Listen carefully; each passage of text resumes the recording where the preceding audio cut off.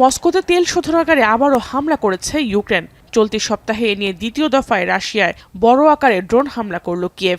রুশ বার্তা সংস্থা তাস বলছে, গেল 2 বছরের মধ্যে এটিই রাশিয়ায় ইউক্রেনের সবচেয়ে বড় হামলা।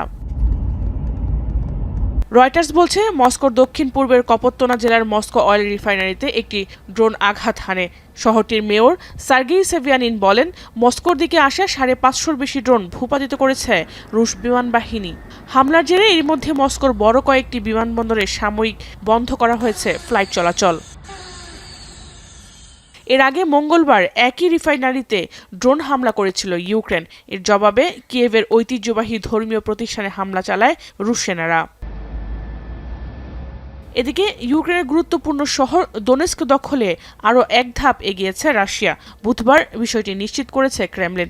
রুশ প্রতিরক্ষা মন্ত্রী জানান, গেল 24 ঘন্টায় শহরটির প্রায় 100 খানেক ভবন দখল নিয়েছে তারা এবং বেশ কয়েকটি রুট কবজা করেছে।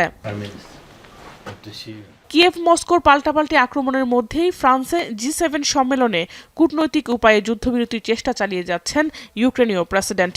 দেখা করছেন বিশ্ব নেতাদের সঙ্গে। ইউক্রেনের পক্ষে পশ্চিমা নেতারা জোটবদ্ধ হচ্ছে বলে মত ফরাসি প্রেসিডেন্ট ইমানুয়েল ম্যাক্রোর।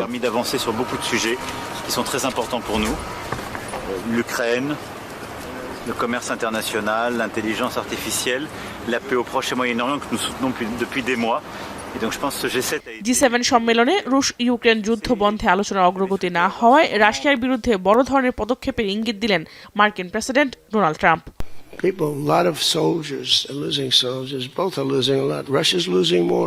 জাহানারা ভুঁইয়া, এখন বিশ্ব।